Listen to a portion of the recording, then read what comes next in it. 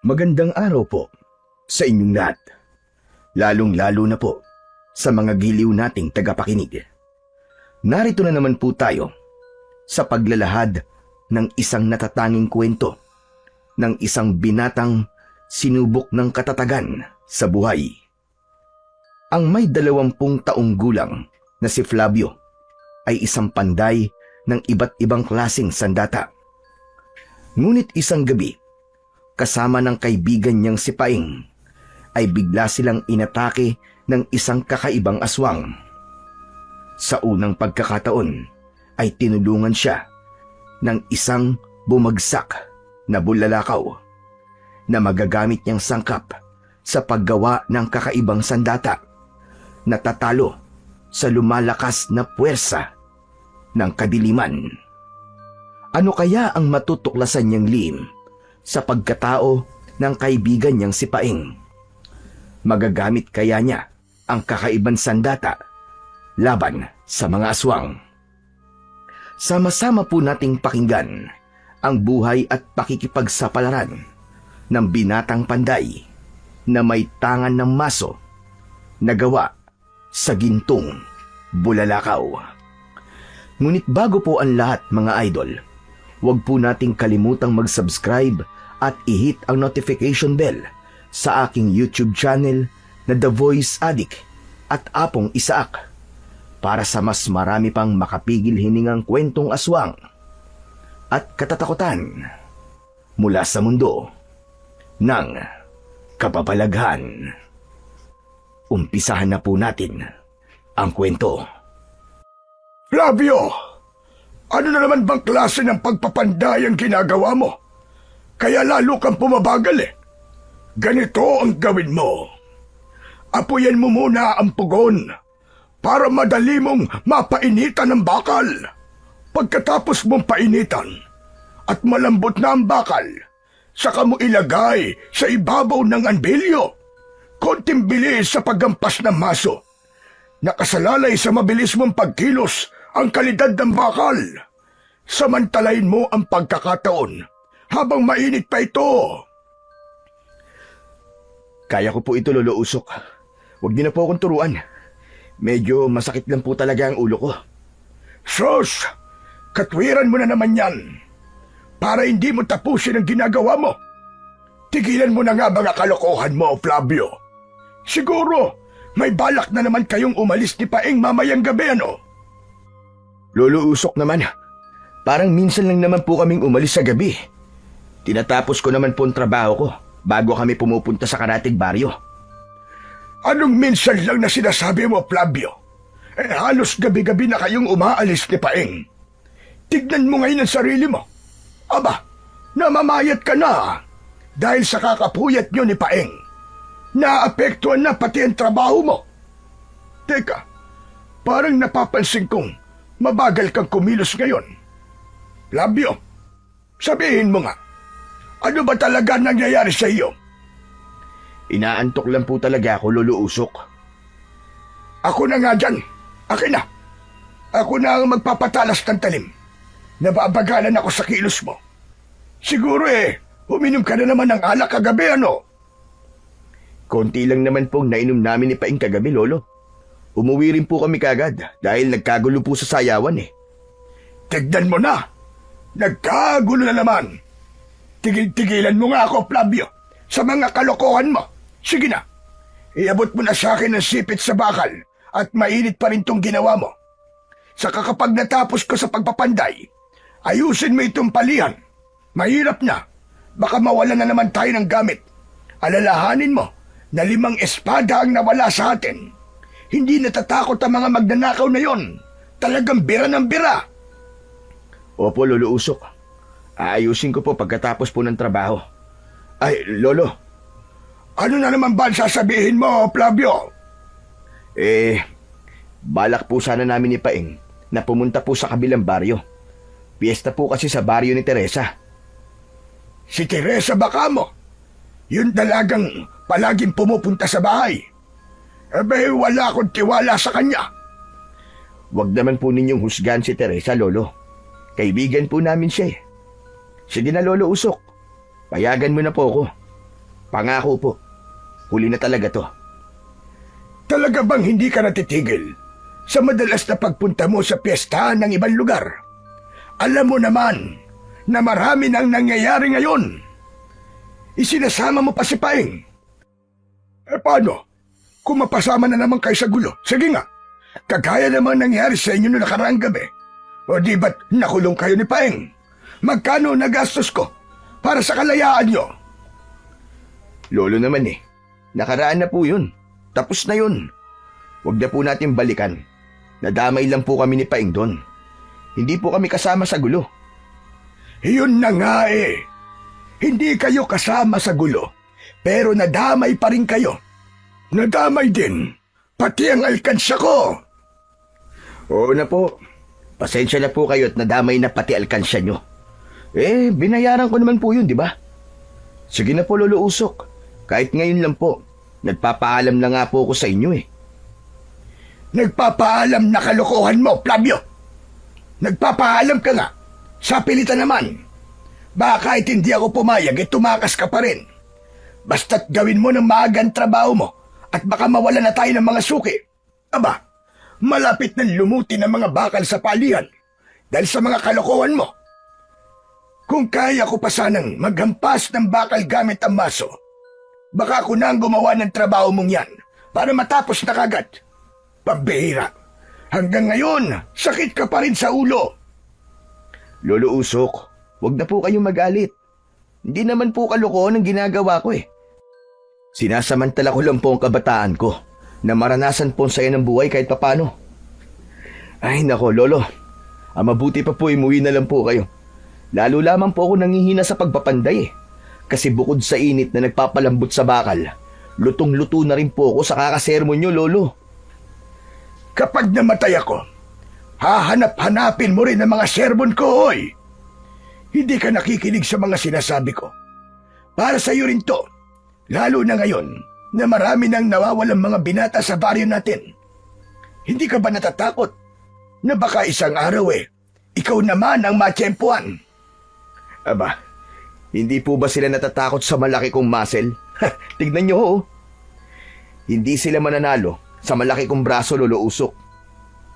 Diyos ko, pambihira ka talagang bata ka. Nakuha mo pang magyabang. Baka kapag nakaharap mo na ang mga nilalang na madalas kong kinikwento sa'yo, baka magkandaihi ka sa short mo dahil sa labis na takot. Hindi mangyayari yun, Lolo Usok. Isa pa, wala pa naman akong nakikitang mga aswang Takot lang nila sa amin ni Paing. Huwag mong isasama ang kaibigan mo si Paing. Walang ibang magmamalasakit sa kanya, kundi ikaw lang. Dahil kaibigan ka niya. Alam mo naman na lumaki sa simbahan si Paing sa pangangalaga ng mga pari. Aba, ano na lamang ang sasabihin ng mga tao kapag nabalitaan nilang kasama sa gulo si Paing? Lolo Usok naman Si Paing po naiisip nyo. Aba, ako po ang apo nyo Pero mas mahalaga pa po sa inyo si Paing. Bakit po ba mabait kayo sa kanya? Dahil mabuti rin siyang bata, Flavio. Mahal kita bilang apo ko. Kaya nga palagi kitang pinagagalitan. Dahil mahalaga ka sa akin. Kapag hindi na kita pinagalitan, doon ka na mag-isip kung mahalaga ka pa ba rin ba sa akin. Dahil nangangahulugan yon na wala na akong pakialam sa'yo. Palagi nyo naman po sinasabi yan, Lolo Usok Ang batayan nyo sa pagmamahal ay palaging papagalitan. Yun naman talaga ang tama. O siya, sige na. Tapusin mo na itong ginagawa mo at magluluto na ako ng hapunan natin. Flavio, ang mga ibiniling ko sa iyo huwag mong kalilimutan, lalo na ang pagpunta sa kabilang baryo para lang mamiesta. Delikado. Wala rin akong tiwala sa lugar na pupuntahan nyo ni Paing. Sige po, Lolo. Magluto po muna kayo at tatapusin ko naman po itong ginagawa ko. Pabagsak na inilapag ng may 20 taong gulang na binatang si Flavio ang bakal sa anbilyo. Ang anbilyo ay isang kagamitan na gawa sa malapad na bakal. Pabilog yun na parang lamesa na madalas na sangkalan sa pagpukpok ng matigas na bakal. Itinuon ni Flavio ang kanyang atensyon sa kanyang ginagawa. Sabay hampas ng hawak niyang maso. Ang lahat ng gigil niya ay itinuon niya sa sandatang binubuo niya. Sinulyapan muna siya ni Lolo Usok bago ito tuluyang umalis sa kanyang tabi. Sa isip niya, pupunta pa rin siya sa kabilang baryo para mamiesta. Kahit hindi pumayag sa kanya ang matanda, meron silang usapan ni Paing na magkikita sila sa pandayan. Pagpapanday ng mga sandata ang pangunahing hanap buhay ni Flavio. Minanapan niya iyon sa kanyang lolo hanggang sa kanyang ama. Lahi sila ng panday. Lumaki siya sa pangangalaga ni Lolo Usok. Magmula nang mawala ang kanyang mga magulang, ay hindi na nila pinag-usapan ang tungkol sa kanyang ama at ina. Kahit minsan ay hinahanap niya ang pagmamahal ng isang magulang. Pero ngayong binata na siya, ay unti-unti na niyang natatanggap na si Lolo Usok lamang ang kanyang pamilya. Sa baryo ng San Diego ay iilan lamang silang panday. Kadalasan sa kanila ay magsasaka at mangingisda ang hanap buhay. Pero dahil sa nakagisnang trabaho, ay yun na rin ang nakahiligang gawain ni Flavio. Hanggang sa nagkaroon siya ng pwesto na malapit sa kakahuyan dahil gusto niya ang tahimik na paligid. Kahit merong kumakalat na bali-balita tungkol sa madalas na pagkawala ng mga panday sa kanilang baryo. At kapag natatagpuan ang kanilang mga katawan, ay makikitang putol ang kamay ng mga ito.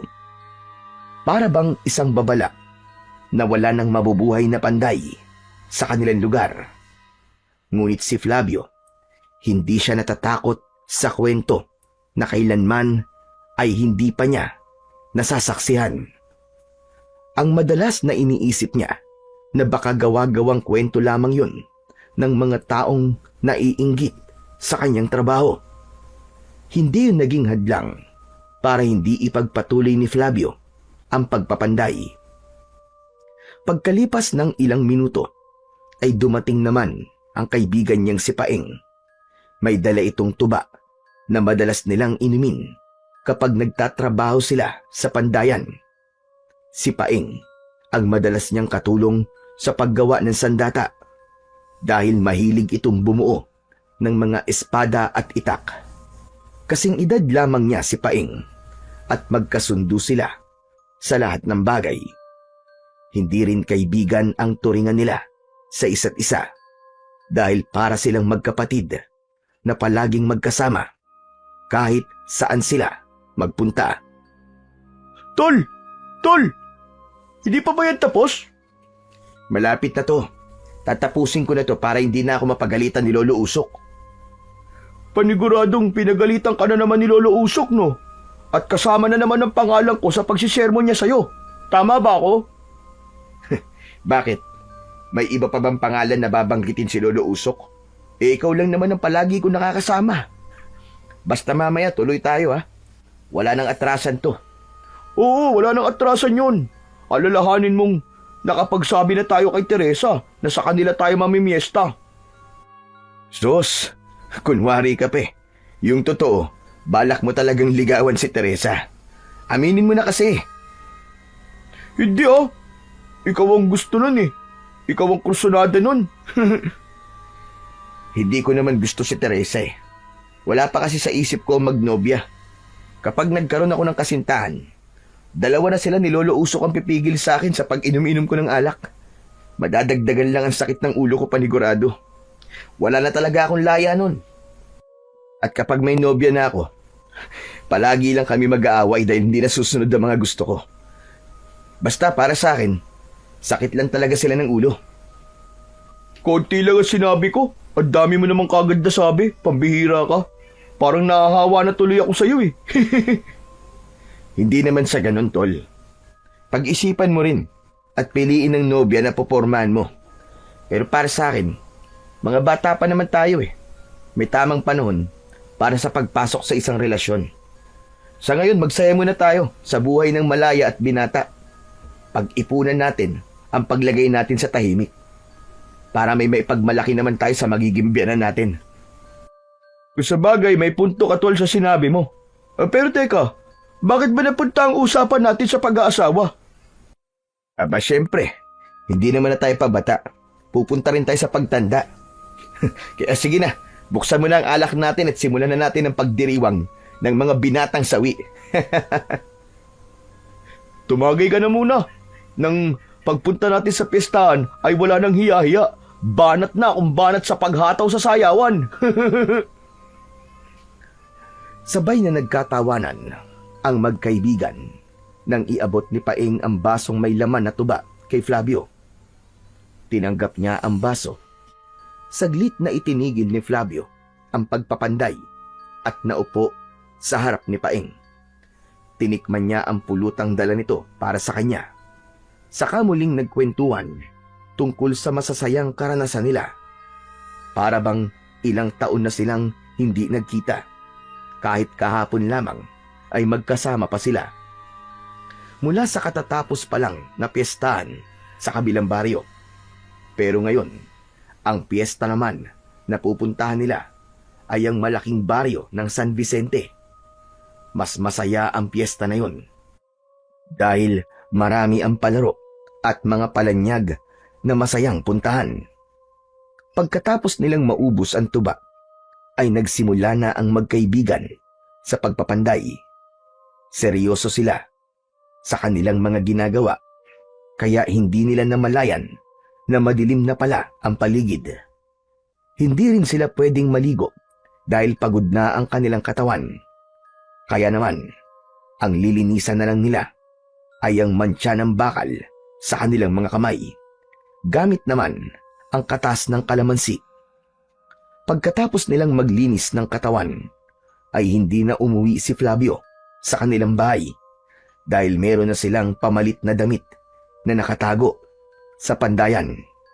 Madalas nilang gawin yon kapag tumatakas silang dalawa ni Paeng. Wala namang magagawa si Lolo Usok kung sakaling masunod na naman ang kanilang gusto. Ang mahalaga para kay Flavio ay nagsabi siya sa matanda kahit hindi ito pumayag, at tinapos naman niya ang mga pandayin bago siya umalis. Bakit kaya parang kinakabahan ako sa lakad natin ngayon, Flavio? Di ko maintindihan. Ano ka ba naman, tol? Nagpapatawa ka ba? Mas madalas naman natin na ginagawa to, ha? Ang tumakas kay Lolo Usok. Mabuti nga sa'yo, wala magagalit eh. Ano wala magagalit? Siyempre, mayroong magagalit sa pag-alis ko, no? Si Tatay Roberto. Kanina nga lang eh.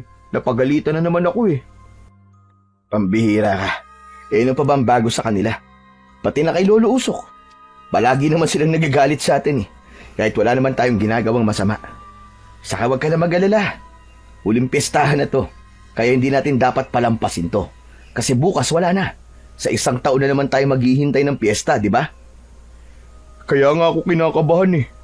Ibang nararamdaman ko sa piyestahan na pupuntahan natin, Flavio.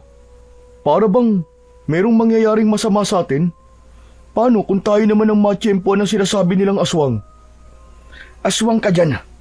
Sa tagal na natin ginagawa to, wala tayong aswang na nakikita. Isa pa, huli na to. Kagaya ng sinabi ko, pagkatapos nito, wala na. Huwag ka nang manghawa ng kaba dyan. Pati ako kinikilabutan sa mga sinasabi mo eh. Bakit? Nararamdaman mo rin ba ang kilabot na nararamdaman ko ngayon, ha, Flavio? Siyempre. Tao rin naman ako, no? Saka mga kwento mo, parang totoong-totoo na merong mangyayaring masama sa atin. Imbis na tumawag ka sa Diyos eh, para gabayan tayo sa paglalakad natin sa kagubatan na to, aswang pa pinag-uusapan natin. Ewan ko ba, Flavio? Nararamdaman ko ang ganitong pakiramdam kapag napapadaan tayo sa bukana ng lumang kuweba na yan. Hindi mo pa siguro alam ang kwento tungkol sa nakakakilabot na karanasan ng mga tao sa kuwebang yan, no? Sus, tama na nga, tol. Huwag na natin pag-usapan ng tungkol sa kwento ng kuweba na yan. Sawang-sawa na ako sa pakikinig ng kwento ni Lolo Usok tungkol sa kuweba na yan eh. Pati ba naman ikaw, magkikwento pa rin sa akin ng tungkol dyan? Hindi na nagsalita si Paeng. Alam ni Flavio ang kwento tungkol sa lumang kuweba na kinatatakutan ng mga mangangaso sa kagubatan.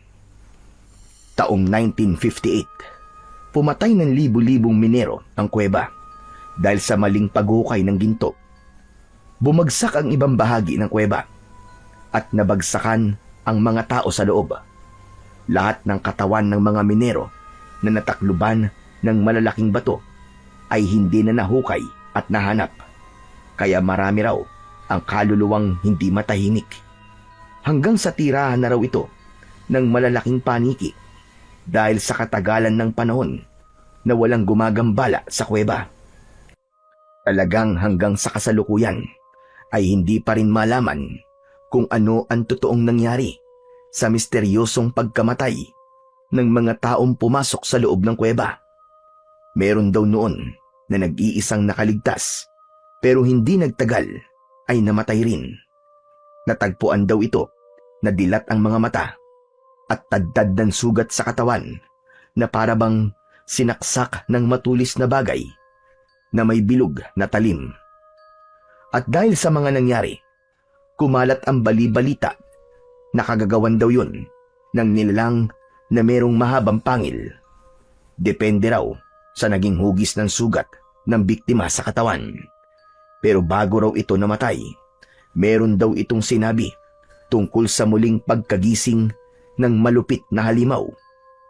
Alam ni Flavio ang kwentong yun dahil ang lalaking nakaligtas ay lolo raw ni Teresa. Kung sa bagay, hindi naman kita kasi masisisi kung bakit ganyan ang pakiramdam mo. Alam ko rin ang totoong kwento sa kuweba na yan. May balita pa nga sa baryo natin na maaaring ang kuweba raw na yan ay pinamamahayan ng malupit na masasamang nilalang na siyang pumapatay sa mga panday.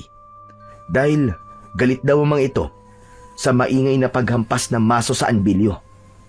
Kaya nga bilisan na lamang natin ang paglalakad nang makaalis na tayo sa lugar na to. Kagaya ng sinabi ni Paing, ay nilakihan na lamang nila Flavio ang akbang ng kanilang mga paa para lamang makalayo sa lugar na yun. Bigla ang pagtaas ng mga balahibo ni Flavio sa katawan at pakiramdam niya ay bumagal din ang kanyang paghinga. Pareho sila ni Paing na panay ang paglinga sa paligid at pinapakiramdaman ang ingay sa kakahuyan habang mahigpit ang kapit sa hawak-hawak na gasera. Kasabay ng malakas na huni ng mga insektong paggabi. Mabuti na lang at maliwanag ang sikat ng buwan, kaya malinaw din nilang naaaninaw ang daan. Idagdag pa ang konting tama ng alak sa kanilang katawan, kaya wala silang takot na sinuong ang masukal na kagubatan. Ganun ang klase ng piyestahan sa kanilang lugar. Nilalakad lamang nila ang pagitan ng mga baryo dahil mas mabilis kung maglalakad sila dahil sa shortcut na daan. Samantalang kung sasakay pa sila ng kalesa ay aabutin sila ng 2 oras dahil kailangan pang umikot sa kabilang daan at mag-iipon ng pasahero bago umalis. Pagkalipas ng ilang minutong paglalakad ay narating nila ang tabi ng mabatong kalsada. Walang ibang ingay na maririnig kundi ang nagmamadaling yabag ng paa ng magkaibigan. Mula sa kanilang kinaroroonan ay rinig na nila ang ingay. Nagmumula yun sa saliw ng musika, sa tugtugin na binubuo ng mga sinaunang instrumento na gawa sa kawayan, pati na ang mikropono na ginagamit ng mga host sa pagdiriwang. Sumigla ang paglalakad ng dalawa.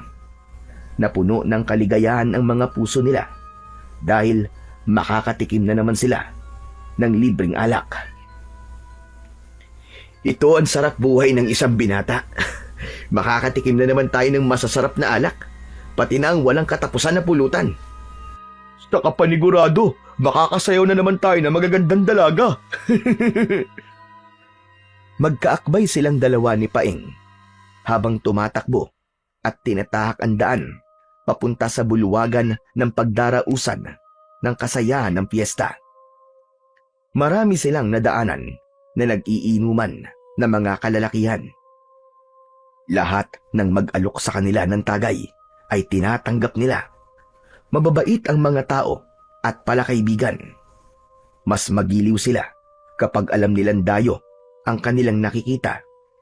Kaya naman, labis na kinahiligan ng dalawa ang pakikipagpiestahan sa iba't ibang lugar na malapit lamang sa kanilang baryo.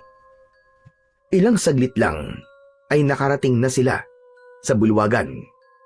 Marami ang sumasayaw sa saliw ng kantang malumanay ang melodiya. Habang ang dalagan si Teresa ay nasa entablado at kumakanta ng pangmalakasan nitong kanta na panglaban sa amateur sa kanilang baryo. Lihim na humanga si Flavio sa magandang boses ni Teresa, pati na ang simple nitong pananamit. Bakas sa mata ng dalaga ang saya nang makita silang dalawa ni Paing. Naupo sila sa lamesa at nanood kung paano kinanta ng dalaga ang awitin na pinamagatang Alaala ng Lumipas ni Eric Peregrina. Pagkatapos ng kanta ay umalingaw-ngaw ang malakas na pagsipol at palakpakan ng mga tao. Kasunod ng paglapit ng dalaga sa kanilang lamesa, lumagabog ang tunog ng tambol sa paligid. Bilang pagsisimula ng walang sawang sayawan ng mga binata at dalaga sa baryo ng San Vicente. Ang ganda mo naman ngayon, Teresa. Parang ang anghel. Bagay sa'yo ang kulay puting bestida na ibinigay ko sa'yo kahapon. Ngumiti ng matamis ang babae. Subalit tumingin ito kay Flavio. Ayaw ng binata ng ganoong pakiramdam. Dahil alam naman niya na si Paeng ang may gusto sa dalaga. Maya-maya pa, ipinaghila ng bangko ni Paeng si Teresa, katabi ng upuan ni Flavio.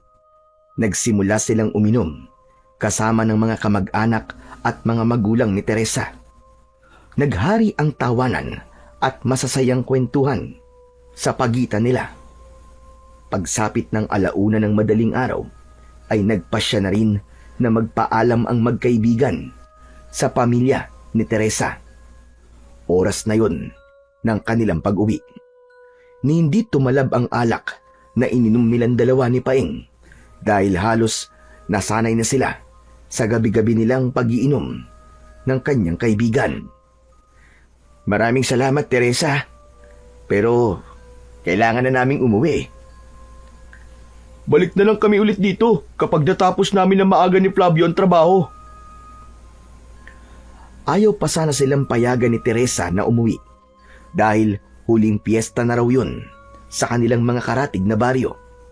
Kaya lang, ayaw naman ni Flavio na mas magtagal pa sa lugar na yon dahil alam niyang walang kasama ang matanda sa kanilang bahay. Lalo na sa kalagayan ni Lolo Usok na malabo na ang mga mata at mahina na rin ang pandinig. Ilang saglit lamang ang lumipas ay pumayag na rin ang dalaga. Maya-maya pa ay matamlay ang paglalakad ng magkaibigan habang tinatak ang daan pauwi sa kanilang baryo. Hindi nagtagal ay narating naman nila ang gitna ng kagubatan. Kakaiba ang tahimik ng paligid na nagbigay ng takot sa magkaibigan. Ako lang bang nabibingi sa katahimikan ng lugar na to, Paeng? Siyempre naman, pareho tayong nabibingi sa katahimikan ng lugar na to. Ikaw naman ang pumili ng daan na to Kasi sabi mo para maiwasan natin ang lumang kuweba, di ba? Kasalanan mo kasi. Inungkat mo pa ang kwento tungkol sa lumang kuweba. Kaya yan tuloy. Bigla ako natakot dumaan dun. Teka, parang hindi ka rin yata nalasing sa ininom natin Paano ako malalasing? Mas lamang ang sayaw kaysa sa tagay. Ang hataw mo kasi makipagsayaw sa mga babae. Hindi mo ba napansin ang mukha ni Teresa kanina, Tol? Para siyang nagsiselo sa mga babaeng kasayaw mo kanina. Dala ng tuwa ay mahigpit na napakapit si Paeng sa braso ni Flavio. Ngunit ang malaking ngiti sa labi ni Paeng ay biglang nawala nang lumampas ang tingin nito sa kanyang likuran. Tila natulala ito at hindi na makapagsalita.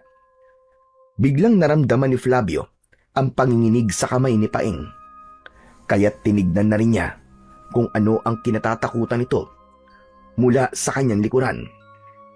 Halos manlaki ang kanyang mga mata nang makita ang nakakakilabot na anyo ng isang nilalang na nakasabit ng patiwarik sa sanga ng puno, habang ang mapupulang mga mata ay nakatingin sa kanila, bakas din ng pagkabigla sa anyo ng nilalang. Isang aswang na taong paniki. Malalaki ang kulay itim nitong pakpak, parang usok dahil sa lamad na nag-uugnay sa braso ng nilalang. Matatalim ang mga kuko na kumikislap sa liwanag ng buwan, at ang mga matang pulang-pula na nagliliyab sa gutom. Dahan-dahan itong bumaba. Ikinampay ang pakpak na parang sinisikap na hindi marinig ang kaluskos. Humampas sa kanila ang mabahong singaw ng hangin mula sa katawan ng taong paniki, habang ang ngipin ay nakalitaw at umaangil na parabang galit na asong nauulol. Unti-unti itong lumapit sa kanila, parang handa nang sumunggab sa kanila anumang oras. Napahakbang silang dalawa ni Paing, paatras papalayo, sa nilalang na walang tigil din sa paghakbang, papalapit sa kanilang dalawa. Hindi nila inaalis ang kanilang paningin sa nilalang na walang tigil din sa pag-angil. Tila nakakakita ito ng masarap na putahe ng pagkain na matagal na nitong kinasasabikang matikman. Patunay ang pagtulog ng malapot nitong laway na mula sa kanyang bibig. Hindi batid ni Flavio na ang kanyang bawat takbang ay sinusundan ng nilalang na sabik sa dugo at laman, habang si Paing ay handa ng tumakbo para tumakas sa halimaw na nasa kanilang harapan. Diyos ko po, anak ng 7 kagaw, oo. Anong klaseng nilalang yan? Ngayon lang ako nakakita ng ganyang kalaking paniki. Ano ka ba naman, Flavio? Hindi paniki ang nilalag na yan, kundi isang aswang na taong paniki. Marahil siya ang dahilan kung bakit maraming nawawalang mga binata sa lugar na to. Tol, natsyempohan niya tayo. Tayo naman ang sunod na mawawala. Hindi ko inahayaang mangyari sa atin, Paing. Pareho lamang kami na iisang buhay, kaya't lalaban ako at hindi ako natatakot sa kanya. Tinadya ni Flavio na lakasan ang kanyang boses para iparinig sa nilalang na nakatingin sa kanilang kinaroroonan. Tumigil sa paghakbang ang nilalang at ngumisi na parabang natutuwa pa sa sinabi ni Flavio. Bigla itong lumukso ng mataas at sa pagbagsak nito sa lupa ay sakto yon sa kanyang harapan. Malakas na suntok ang dumapo sa kanyang muka at pasadsad siyang bumagsak sa lupa, habang si Paing naman ay naiwan na nakatayo at lumaban na rin sa nilalang na nakatayo sa harapan nito. Takot ang kanyang kaibigan, ngunit nagawa pa rin ni Paing na lumaban sa aswang gamit ang mga kamao nito. Tinamaan ng suntok ni Paing ang muka ng aswang na taong paniki, ngunit bumaling lang ang muka nito sa kabilang direksyon. Bumagsik ang muka ng aswang, sabay ganti ng suntok sa muka ni Paing. Pasadsad rin na bumagsak si Paing sa damuhan. Dala ng pag-aalala ni Flavio sa kanyang kaibigan, mabilis siyang bumangon at naghanap ng kahoy na magagamit niya laban sa aswang na taong paniki. Sakto na mayroong kahoy sa kanyang harapan. Dinampot niya yon at patakbong sumugod sa kinaroroonan ng aswang. Inatake niya ito ng hampas gamit ang kahoy. Tumama ang kanyang palo sa balikat nito, ngunit kagaya sa nangyari kay Paing, hindi rin ito tinablan ng hampas niya ng kahoy. Sa halip, inagaw nito ang kahoy at binali nito gamit ang tuhod. Sabay hampas sa kanyang ulo gamit ang kahoy. Naramdaman ni Flavio ang pagguhit ng napakasakit na pagtama ng kahoy sa kanyang ulo. Pakiramdam niya ay biglang lumabo ang kanyang paningin. Bumagsak siya sa lupa at nanghihinang napayakap sa kanyang ulo. Ang ulo ko. Sakit. Humanda kang halimaw ka. Papatayin kita! Umalingaw-ngaw sa paligid ang malakas na paghuni ng aswang sa kanyang paanan. Kitang-kita ni Flavio na mas humaba pa ang kuko ng aswang sa daliri. Akma na sanang yuyuko ito para butasin ang kanyang tiyan gamit ang matutulis nitong mga kuko. Nang isang malakas na pagpalo ng isa pang kahoy ang tumama sa ulo ng aswang. Nanggaling yun sa galit na si Paing, ngunit nabali lang ang kahoy sa ulo ng aswang at sa pagtayo ng nilalang. Ubod lakas na sinuntok nito si Paing. Tumama yun sa tiyan ng kanyang kaibigan na kulang na lang ay tumalsik ng malayo dahil sa malakas na pagbigwas ng kamao ng aswang na taong paniki. Nahabol ng tingin ni Flavio ang pagbalandra ng katawan ni Paing sa malaking punong kahoy. Agad na nawalan ng malay ang kaibigan nang dahil sa labis na sakit. Galit na tumayo si Flavio at magkakasunod na pagsuntok ang ginawa niya laban sa aswang. Lahat ng pag-atake ni Flavio ay tumama naman sa mukha ng aswang. Kaya lang ay hindi halos iniinda ng nilalang ang sakit. Para lamang siyang sumusuntok sa katawan ng kahoy at kamao lamang niya ang nasasaktan. Gumanti ito ng hampas sa kanya ng braso kasama ang lakas ng pakpak nito. Saktong pagbagsak niya sa lupa, lumapit ang aswang. Niluhuran siya nito sa tiyan. Mas lalo siyang nanghina. Umalis ka sa ibabaw ko, hayop ka! Kampon ka ng demonyo! Layuan mo ako! Halimaw ka! Mula sa kanyang harapan ay ipinakita ng nilalang ang kamay nitong nakaangat sa ere. Handa na ito para butasin ang kanyang tiyan gamit ang kuko. Ubod lakas nitong iniamba ang kuko sa kanyang tiyan.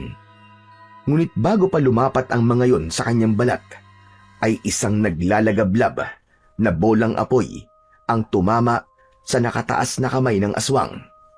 Nadala ito at nakaladkad ng bolang apoy papunta sa kakahuyan ng ilang di pa lamang ang layo mula sa kanyang kinahihigaan. Sumabog pa ang puno na tinamaan ng apoy at nalusaw ang katawan ng aswang na taong paniki. Ang malakas na liwanag mula sa bilog na apoy ay unti-unting naglaho habang ang natitirang liwanag na lamang ay nagmumula sa ilaw nilang gasera na natumba sa damuhan. Masasakit ang katawan na bumangon si Flavio. Sinulyapan muna niya ang wala pa ring malay na si Paing. Sa kanya muling tinignan ang bolang apoy na pumatay sa halimaw.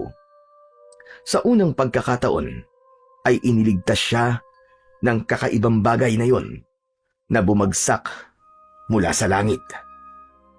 Diyos ko, alam kong paraan mo po ito para mailigtas kami ng kaibigan ko. Subalit, ano kayang klaseng apoy ang tumama sa aswang na yun? Habang pabulong na nagsasalita si Flavio, ay dahan-dahan din siyang naglalakad papalapit sa kinaroroonan ng bumagsak na apoy. Paglapit niya, ay nakita niya pa ang nakakalat na abo ng aswang sa lupa. Ganon din ang abo na nakadikit sa isang bagay na bumagsak mula sa langit. Diyos ko, alam kong paraan mo ito para mailigtas kami ng kaibigan ko. Subalit, anong klase kayang apoy ang tumama sa aswang na yun? Habang pabulong na nagsasalita si Flavio, ay dahan-dahan din siyang naglalakad papalapit sa kinaroroonan ng bumagsak na apoy.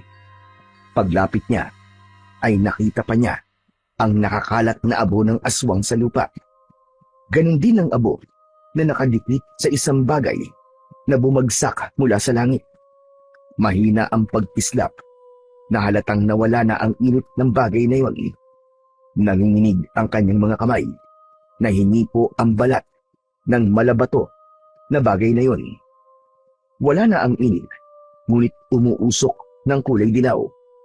Parang ginto na bumagsak mula sa langit. Bumilis ang tibok ng puso ni Flavio at inisip na totoong ginto ang bagay na yon. Ngunit nang mahawakan niya ang magaspang na balat ng bato, ay isang bagay lamang ang lumitaw sa kanyang isipan. Hindi kaya ito ang tinatawag na bulalakaw na madalas na naikikwento sa akin ni Lolo Usok? At sa pambihirang pagkakataon, nagpakitang gintong bulalakaw para iligtas ako. Kung ganito kalakas ang epekto ng bagay na to sa katawan ng aswang, marahil kaya rin itong bumuo ng sandata panlaban sa mga nilalang na umatake sa amin kanina. Diyos ko, kapag nagkataon, meron na akong magagamit na bagay laban sa mga nilalang na katulad ng aswang na mukhang paniki. Ang bulalakaw o meteor sa English ay isang maliit na bato o tipak ng metal mula sa kalawakan na pumapasok sa atmosfera ng mundo. Dahil sa sobrang bilis ng pagbagsak nito, ito ay nag-iinit at nagliliyab, kaya nagmumukhang kumukuti-kutitap o nagliliyab, naguwit ng liwanag sa langit. Ang itsura ng bulalakaw ay maliwanag na guhit ng apoy o liwanag na mabilis na dumadaan sa kalangitan. Karaniwang kulay puti, dilaw o kahel. Minsan ay may bakas na asul o berde. Depende sa uri ng metal o bato na dala nito. Ngunit ngayon ay nagtataglay ang bulalakaw ng kulay gintong liwanag. Ngayon lamang siya nakakita ng ganong klase ng bulalakaw. Sa buong buhay niya, mabilis na naglalaho ang bulalakaw sa kalangitan, kaya't maswerte siyang bumagsak yon malapit sa kanyang tabi dahil bihira yon makarating sa lupa. At kapag nakarating na sa lupa at nawala na ang pagliliyab nito, tinatawag na ang bulalakaw na meteorite. Kaya nabalot ng tuwa ang puso ni Flavio habang nabubuo sa kanyang isipan ang mga binabalak niyang gawin sa bulalakaw. Dinampot ni Flavio ang bulalakaw at pagkatapos ay ibinalot sa kanyang damit. Tila nawala ang sakit ng kanyang katawan dahil natuwa sa kanyang mga nasaksiyan. Nilapitan ni Flavio ang nakahandusay na si Paeng at yumuko sa tabi nito. Tinapik-tapik niya ang pisngi ng kaibigan upang bumalik ito sa dati nitong kamalayan. Paeng! Paeng, gising! Paeng! Hoy! Gumising ka na! Napansin ni Flavio ang panginginig ng talukap ng mga mata ni Paeng, kaya alam niyang unti-unti nang bumabalik sa dating malay ang kanyang kaibigan. Hindi siya tumigil sa pagtapik sa pisngi nito at pagyugyug sa balikat ng kaibigan hanggang ito ay nagmumulat na ng mga mata.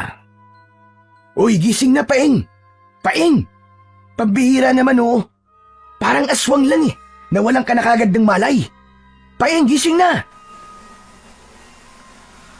Hanggang sa tuluyan na ngang nagmulat ng mga mata si Paeng, pero matalim na tingin ang ipinukol nito sa kanya.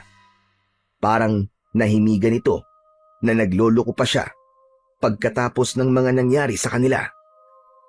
Mabilis itong bumangon habang sapu-sapu ang ulo, saka muling tumingin sa kanyang muka na may bahid naman ng pagtataka sa mga mata.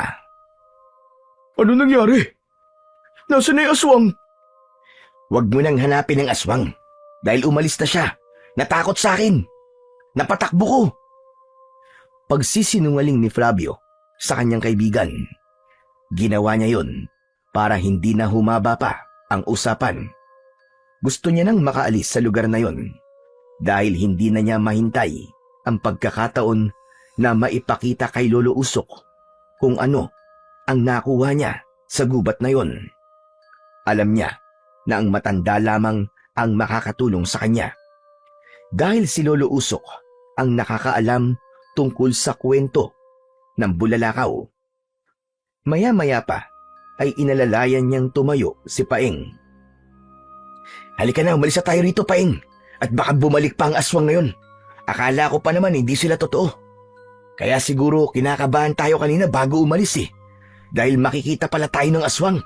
Halika na! Diyos ko, ito na nga ba ang sinasabi ko eh. Pinaparusahan na yata tayo dahil sa katigasan ng ulo natin, Flavio. Masakit lang naman ang katawan ko. Kaya wag mo na akong alalayan, tama na. Teka, ano ba yung nakabukol sa damit mo?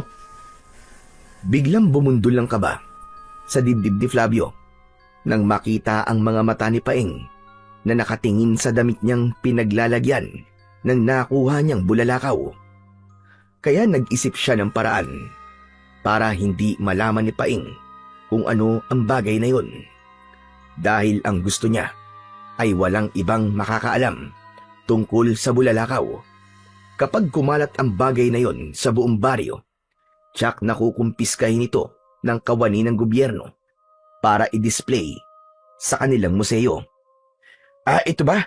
Wala to, bato lang to. Baka maulit kasi ang nangyari sa ating kanina.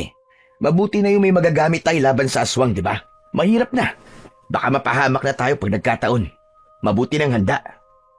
Oo nga, dahil hindi tumatalab sa aswang ang palo natin ng kahoy kanina. Pati nga mga pagsuntok ko, hindi rin siya nasasaktan eh. Pambihirang aswang na yun. Akala ko talaga katapusan ko na. At hindi na ako magigising. Oo nga, tol. Mabuti na lang at naalala ko na takot ang mga paniki sa ingay. Kaya ginawa ko sa kanya ang ingay na pinakaayaw niya. Kaya ayun, tumakas at lumipad papalayo. Ang galing ng ginawa mo, tol. Buti naisip mo yun. Siyempre naman. Tagumpay na napaniwala ni Flavio si Paeng sa kanyang mga gawa-gawang kwento. Ngunit sa isip niya ay nakokonsensya siya dahil yun ang kauna-unahang pagkakataon na nagsinungaling siya sa kanyang kaibigan. Kaya naman, ang paghingi niya ng pasensya ay idadaan na lamang niya sa pag-akbay rito habang tinatahak ang daan papunta sa kanilang bahay. Si Paeng muna ang inihatid niya sa simbahan, habang si Flavio naman ay diretso ang uwi sa bahay nila ni Lolo Usok. Hindi na siya makapaghintay na hindi maipakita ang nakuha niyang bulalakaw. Pagkalipas ng ilang minuto ay narating niya ang kanilang bahay. Bukas ang pintuan at nakasindi ang ilaw na gasera sa kusina. Palatandaan yun. Nagising pa rin ang matanda. Huminga muna si Flavio ng malalim bago naglakad papasok sa loob ng kanilang bahay. Hindi nga siya nagkakamali. Nakaupo ang matanda sa lamesa habang seryosong nakatingin sa kanya na para bang matagal na itong naghihintay sa pagdating niya. Nakahain pa rin ang mga pagkain sa ibabaw ng lamesa habang natatakluban ng mga plato. Hindi ko na alam kung ano pa ang gagawin ko sa iyo, Flavio. Hindi ko sukat akalain na magagawa mo pa rin tumakas papunta sa kabilang baryo. Galit na tumayo ang matanda at mabigat ang yabag ng paa na lumapit ito sa kanya. Aminado si Flavio na sa pagkakataong yun ay sumobra na siya sa pagpapasaway sa kanyang lolo. Kung tutuusin, dapat ay hindi niya na ginagawa yun dahil alam niya na kung ano ang tama at mali. Hindi niya tuloy alam kung paano sisimulan sa matanda na ikwento ang mga nangyari sa kanila ni Paeng sa gubat at kung ano ang bagay na nakuha niya roon. Lolo Usok, patawarin niyo na po ako. Hindi ko po inisip ang pag-aalala niyo para sa akin. At dahil po sa kitigasan ng ulo ko, muntik na po kaming mapahamak ni Paeng. Akala ni Flavio na kapag sasabihin niya sa matanda ang nangyari sa kanila, ay mawawala ang bakas ng galit sa mukha nito. Ngunit nagkamali siya. Mas lalong tumaas ang boses nito habang nanginginig ang katawan dahil sa pagtitimpi nito ng galit. Nakita mo na! nakita mo na kung ano ang muntik nang mangyari sa inyo. Mabuti't nakabalik pa kayo ng buhay ni Paeng. Hindi ka nakikinig sa akin at nandadamay ka pa ng ibang tao. Hindi mo ba naisip kung paano na ako kung meron nangyaring masama sa'yo? Sarili mo lamang ang iniisip mo. Alam ko po na nagkamali po ako, Lolo Usok. Kaya't patawarin niyo na po ako sa mga nagawa ko. Huwag na po kayo magalit.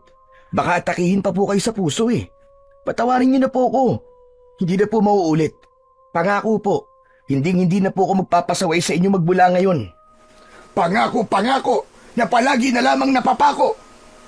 Huwag kang mangako kung hindi mo rin naman kayang tuparin. Nakakasama lang ng loob. Abay paulit-ulit na lamang. Sige po, hindi po ako mangangako. Gagawin ko po ang lahat para hindi na po ito maulit. Pero Lolo, gusto ko pong malaman nyo. Nakakita po kami ng aswang na taong paniki sa gitna ng kagubatan.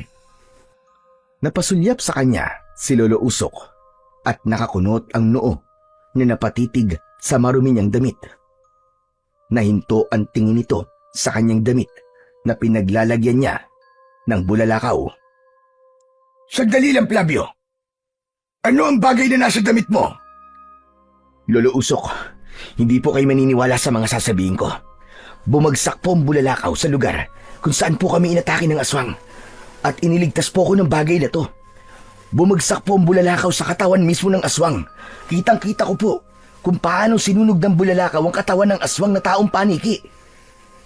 Ano ka mo? Totoo ba yung sinasabi mo, Flavio? Teka, paano mo naman nasabing bulalakaw nga ang bagay na yan? Dahil natatandaan ko po ang palaging ikinikwento nyo sa akin tungkol sa bulalakaw. Lahat po kasi ng detalye sa itsura ng bulalakaw ay taglay po ng bagay na to. Kaya malakas po ang kutob ko na ito na po ang bulalakaw na sinasabi nyo. Diyos ko, kung ganun ay patingin nga ako niyan, kung tama ang sinabi mo. Aba, masamang pangitain ito, iho. Napaangat ang muka ni Flavio dahil sa narinig na sinabi ng matanda. Nagmamadali siyang lumapit sa lamesa at ipinakita sa matanda ang bato na nakuha niya sa lupa. Ganun na lamang ang panginginig ng mga kamay ni Lolo Usok. Nang hawakan nito ang bato, nagtataka itong napatingin kay Flavio. Totoo nga. Isang bulalakaw nga nakuha mo, Flavio. Isang gintong bulalakaw. Diyos ko, isa itong masamang pangitain. Isang masamang babala na nalalapit na ang pagkabuhay ng makapangyarihang halimaw sa buong mundo. Muntik nang masamid si Flavio sa malakas na boses ng matanda. Naluluwa si Lolo Usok na sinipat sa ilawang gasera ang bulalakaw. Bakas ang takot sa mga mata nito at bigla rin ang pagbundol ng kaba sa kanyang dibdib. Akala niya suwerte ang dala ng bulalakaw, subalit nagkamali siya dahil isa pala yung banta sa kanilang buhay. Teka, Lolo Usok. Hindi po ba kayo nagbibiro sa sinabi nyo? Hindi mo po ba ako tinatakot sa bagay na yan?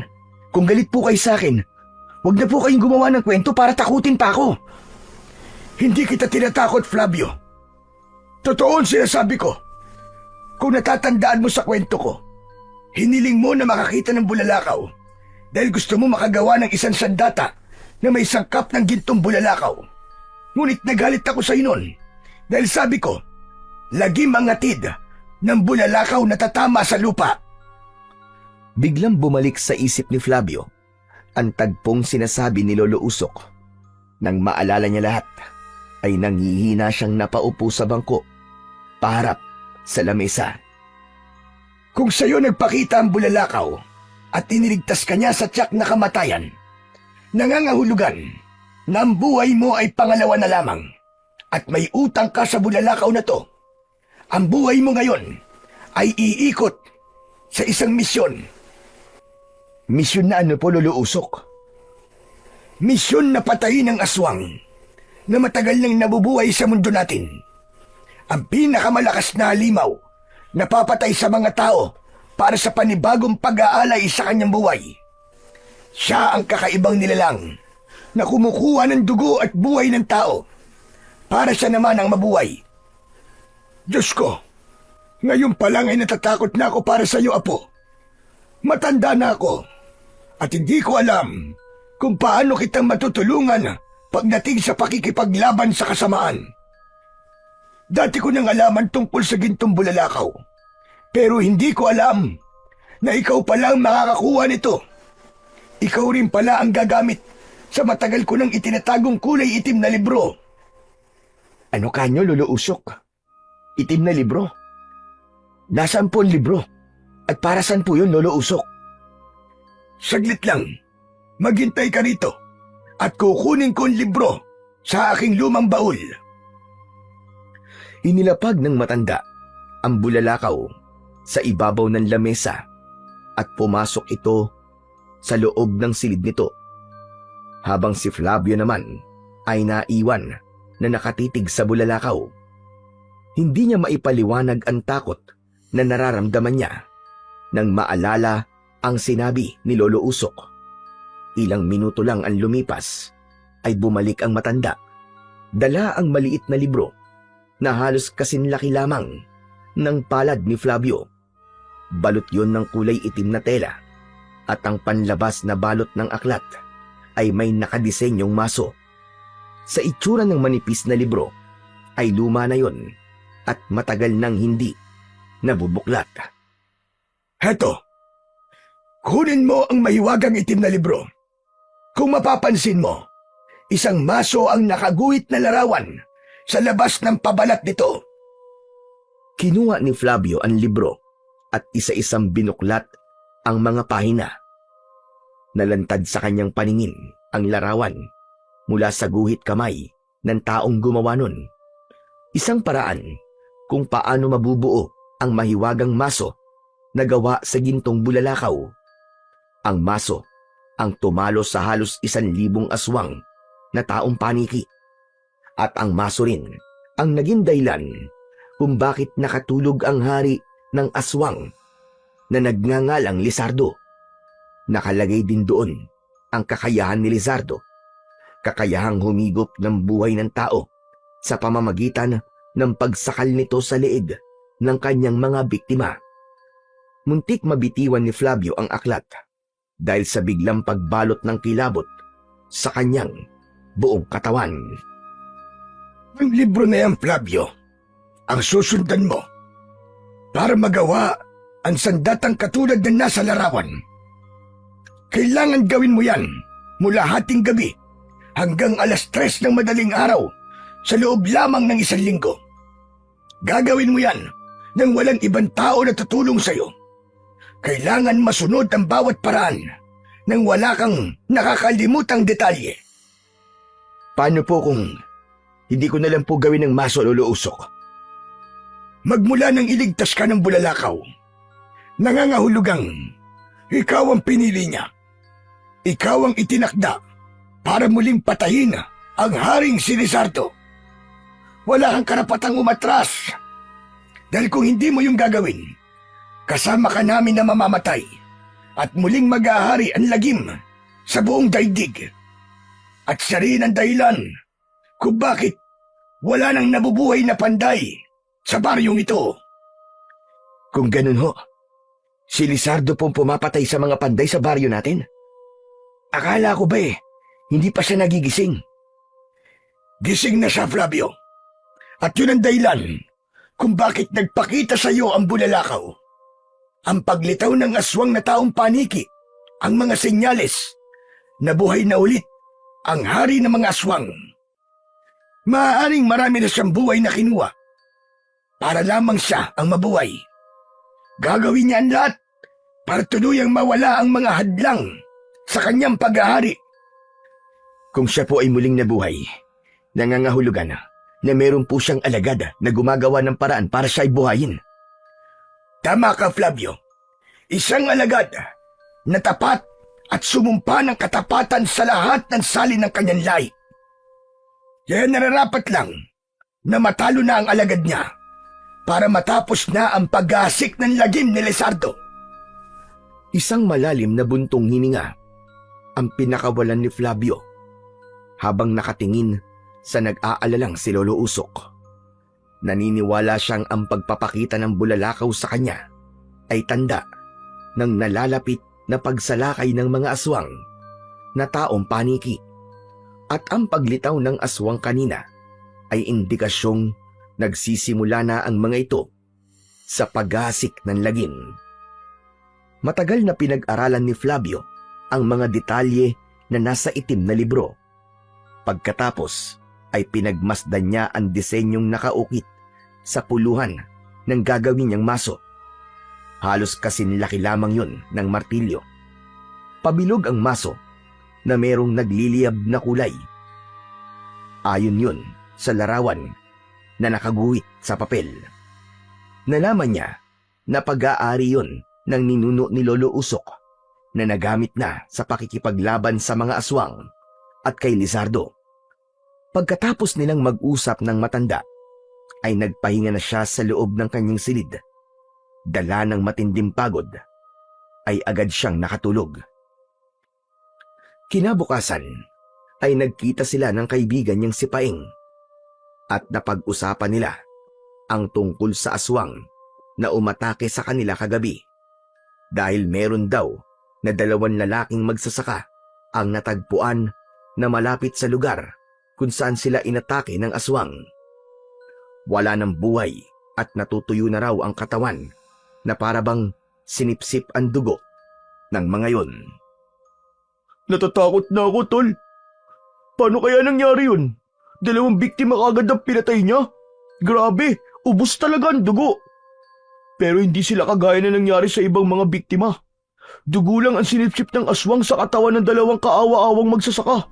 Bukod pa ron, para silang kahoy na bakas sa mukha, matinding takot sa nilalang na pumatay sa kanila. Malapit yun doon sa kuweba na kinatatakutan natin. Naiisip mo ba naiisip ko, Flavio? Oo, Paeng. Naiisip ko kung nung tumatakbo sa isip mo. Teka, sinasabi mo rin bang nasa kuweba ang aswang na taong paniki na pumapatay sa mga biktima? Posible talaga, Flavio. Isipin mo, hindi ba't sa kuweba nakatira mga paniki? O kahit mga taong paniki sila, may kilos pa rin sila na parang sa paniki, di ba? At kaya pinapatay nila ang mga panday dahil naiingayan sila sa tunog ng mga nag-uumpugan na metal. Ano sa tingin mo, Flavio? May punto ka, Paeng. Kaya kailangan nating mag-ingat. O siya, sige, kailangan ko munang umuwi sa bahay. Nag-aalala na rin ako, baka mapagalitan na naman ako ni Tatay Roberto. O sige, aalis na muna ako, tol. Wala naman tayong lakad ngayon, di ba? Sige, mag-iingat ka, Paeng. Baka hindi na muna tayo gumala ngayon. Napagalitan na rin ako ni Lolo Usok dahil sa mga nangyari sa ating kagabi.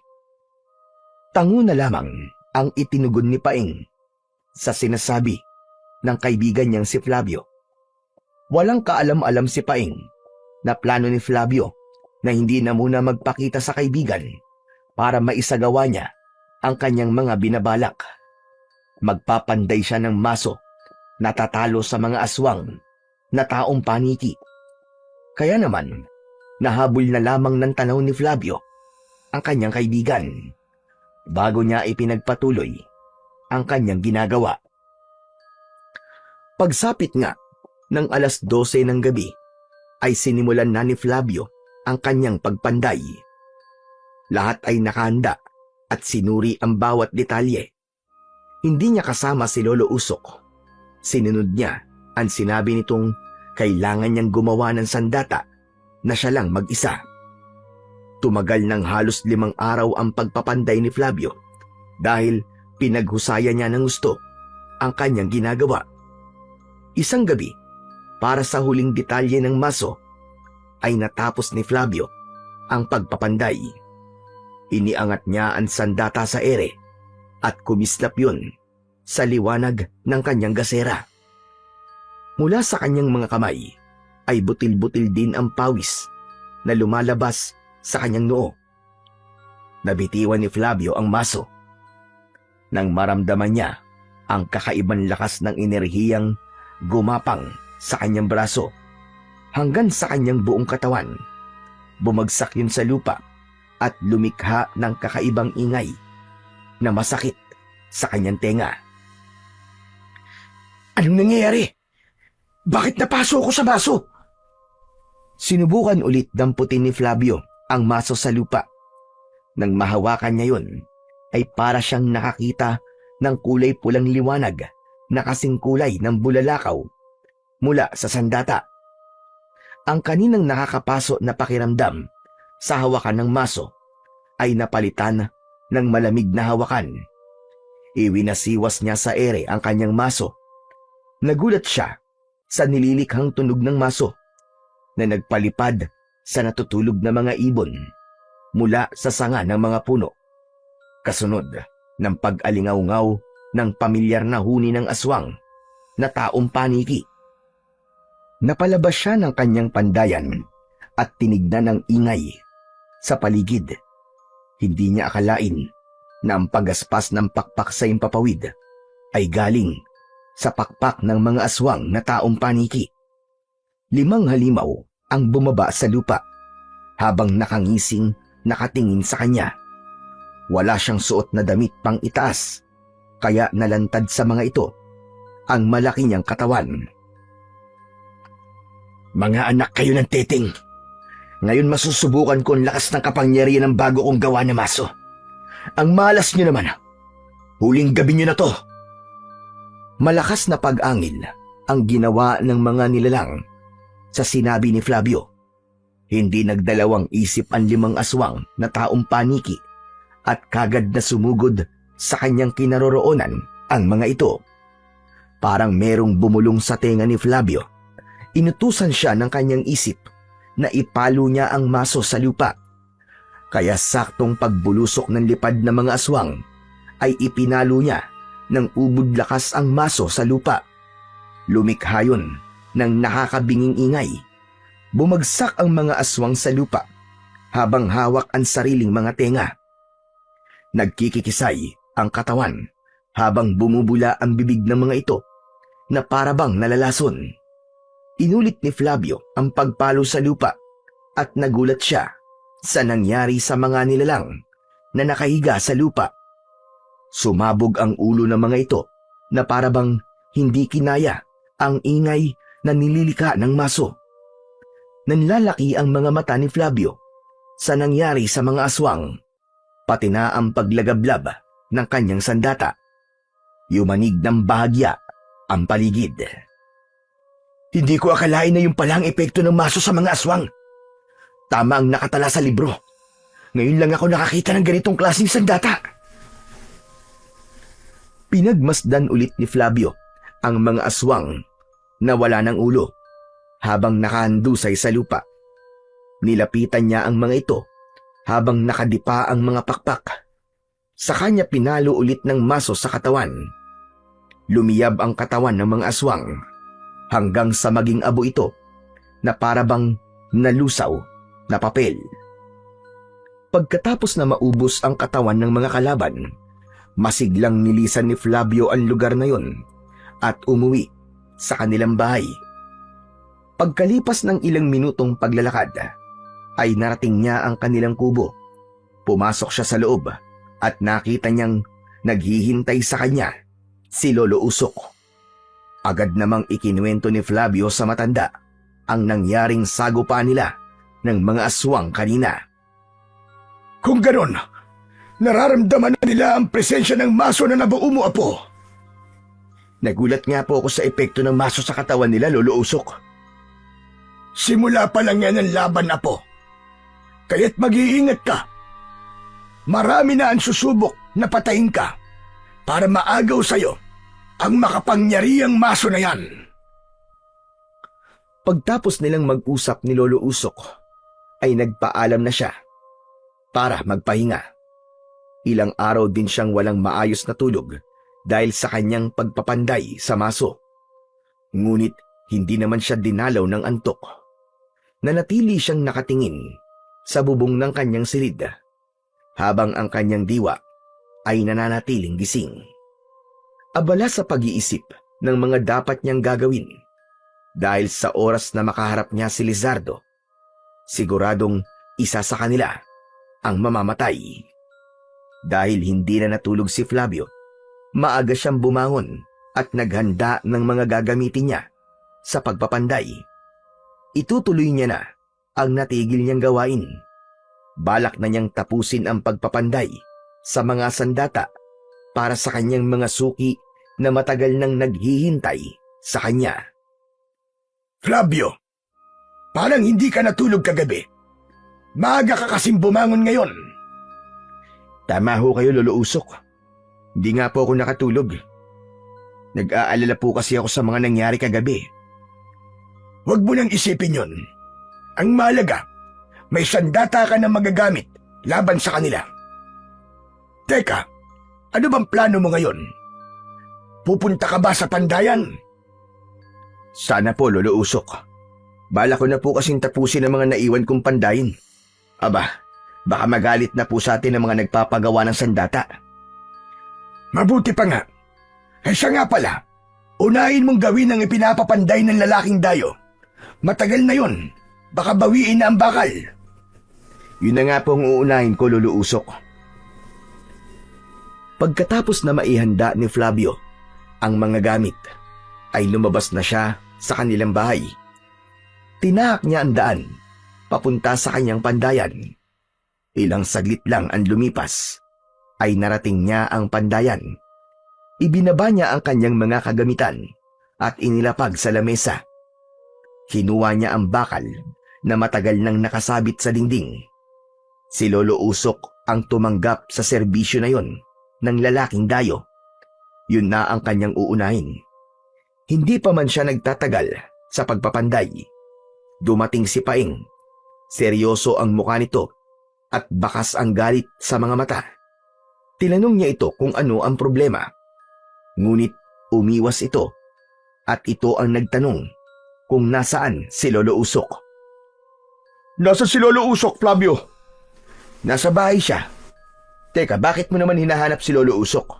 Ano ba nangyayari sa'yo? Meron lang akong itatanong sa kanya, Flavio. Kung gusto puntahan mo na lang doon sa bahay. Bumalik ka na rin dito kagad at magpapatulong ako sa iyo sa pagpapanday. Depende sa isasagot sa akin ni Lolo Usok, Flavio. Napaangat ng muka si Flavio at napatitig sa muka ng kaibigan. Bakas sa muka nito ang galit. Napakunot ang kanyang noo dahil sa pagtataka. Halata rin ang panginginig sa katawan ni Paing at pamumula ng mga mata nito.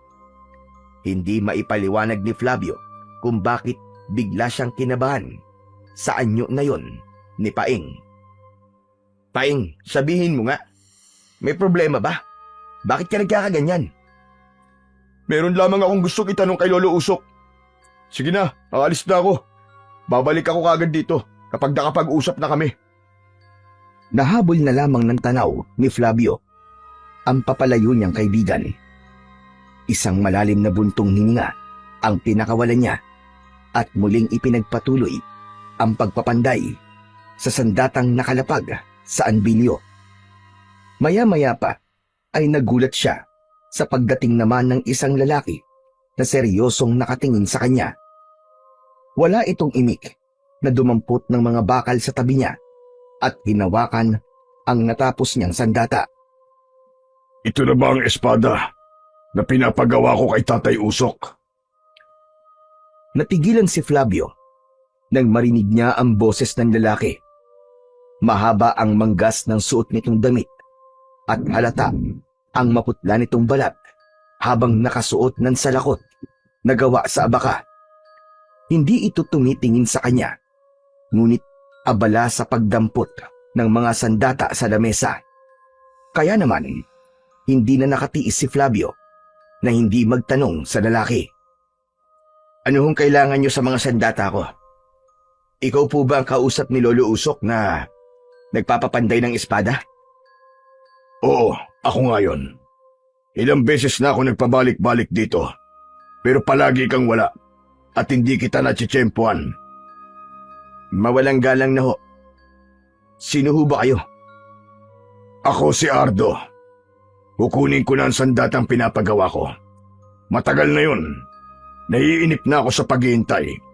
Isa pa, gagamitin ko na yon sa paligsahan na gaganapin sa piyestahan. Gusto ko kasing malaman kung hindi pa ako kinakalawang pagdating sa pakikipaglaban gamit ang espada. Tila nagpantig ang tenga ni Flavio at pumundol ng kaba sa kanyang dibdib. Alam niya na wala ng piyestahang magaganap, kaya nasisigurado niyang ang piyesta na tinutukoy ng lalaki ay hindi sa kanilang baryo. Kaya para makasigurado ay muli siyang nagtanong sa lalaki, sabay sulyap sa maso na nasa ilalim ng kanyang lamesa. Mang Ardo, saan po bang piyesta gaganapin ang sinasabi niyong paligsahan na paggamit ng espada?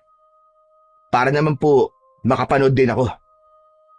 Sa San Vicente, magpapakitang gilas ako sa babaeng pinakamamahal ko, si Teresa. Mas lalong kinabahan si Flavio. Malinaw na sa kanya ang lahat na ang lalaking kaharap niya ay hindi isang ordinaryong tao. Kasama sa pagkakaroon niya ng kakaibang sandata, ang biglang pagtalas ng kanyang pakiramdam. Napako ang kanyang paningin sa hawak na espada ng lalaki. Sa kanya nasilip ang labi nito na ngumisi ng nakakakilabot. Nagtataka lamang siya kung paano ito nakakatagal sa sikat ng araw, kung isa itong nilalang ng dilim. Hindi nagpahalata si Flavio. Humakbang siyang papalapit sa kinaroroonan ng kanyang maso habang hindi inaalis ang paningin sa muka ng lalaking nakatungo. Hawak pa rin ito ang espada na parabang sa kanya pa mismo gagamitin ang sandatang ginawa niya. Mas titibay ang espadang ito kapag nalagyan ng dugo ng isang panday. Balita ko, ikaw na lamang ang natitirang panday sa baryong ito. Hindi mo ako maluloko. Huwag ka na magkunwari, Lizardo. Alam kong ikaw yan. Hindi ikaw si Ardo. Kaya huwag ka na magpanggap. Huli ka na. Kasabay ng pagsigaw ni Flavio, ay mabilis niyang dinampot ang maso. Umatake kagad sa kanya si Lizardo ng taga, na tumama naman sa hawakan ng maso. Tila napapangiwi ang muka ni Lizardo sa pagkikiskisan ng mga talim ng kanilang sandata. Mahina ang kapangyarihan ni Lizardo kapag may presensya ng araw. Mukhang napabilis ang pagkikita natin kaysa sa inaasahan ko. Ang lakas ng loob lumapit sa akin. Kaya pala marami ang nawawalang panday sa baryo namin dahil totoong nagising ka na, Lizardo. Paano mo nalaman ang tungkol sa akin? Walang nakakakilala sa akin. Wala ngang nakakakilala sa'yo. Pero sa masong hawak ko, hindi ka makakapagtago. Muling umatake ng taga ng espada si Lizardo. Ngunit nasa lagyon ng maso ni Flavio. Umalingaw-ngaw ang malakas na tunog ng nagkikiskisa na bakal at lumingas na malaapoy ang kanilang mga sandata. Bumaluktot ang katawan ni Lizardo habang nasasaktan sa ingay ng kanilang mga armas. Sapat na ang mga nalaman ko na nakagawa ka na ng maso na papatay sa akin. Subalit mahina ang iyong kapangyarihan. Sinadya ko lamang na makipaglaban sa'yo para malaman ko kung gaano ka kalakas. Nakakatawa. Hindi ang tulad mo ang dapat kong katakutan dahil matutulad ka rin sa mga panday na pinatay ko. Mapatay mo man ako, ay merong isang Teresa na bubuhay muli sa akin. Pagkasabi ni Lizardo, ay humakbang itong papalayo sa kanya. Tila inanam lang nito kung gaano kalakas ang kanyang sandata. Ngumisi ito ng nakakaloko. Isang malakas na pagbato ng espada ang tumama sa muka ni Flavio. Nag-iwan yun ng konting sugat sa kanyang pisngi na nagdulot ng labis na galit sa kanyang dibdib. Matalim ang kanyang tingin na tinitigan ang nakatayong si Lizardo. Kasabay ng muli nitong pagsasalita. Ibinabalik ko na sa iyo walang kwenta mong sandata na pinanday para sa akin. Meron akong nakalaan na panlaban sa maso mong inutil ka. Hindi pa roon natatapos ang aking pag-iiganti sa ginawa ng tatay mo sa akin. Sa mga oras na ito, nasa kuta ko na ang pinakamamahal mo na si Lolo Usok. Anong ibig mo sabihin? Sumagot ka, hayop ka! Bihag ko na sila ngayon kasama ng kaibigan mo. Mamayang gabi, uubusin ko ang lahat ng mga tao na nakatira sa baryo at kasama ka. Kaya mahalagang pumunta ka sa lugar na malapit sa aking tirahan. Ibigay mo sa akin ang ulo ng tatay mo, kapalit ng ulo ng kaibigan at Lolo Usok mo. Nagkakamali ka. Patay ng tatay ko. At hindi ko siya nakilala simula na magkaisip ako. Hindi totoo yan. Hindi ko siya napatay. Itinago ka niya sa akin sa loob ng mahabang panahon. Ako rin ang pumatay sa iyong ina. Marahil hindi mo pa alam na isa kong immortal na walang kamatayan. Hindi ako tumatanda. Kapag nakakasipsip ako ng dugo ng bata o binata, ay nagbabalik ako sa dati kong anyo. Imposible na wala kang kamatayan. Kaya ka natatakot ng ganyan. Dahil nakagawa na ako ng sandatang papatay sa'yo. Wala akong pakialam kung sino ka man o isa kang immortal. Dahil ako ang huling panday na papatay sa'yo. Tandaan mo yan, Lizardo.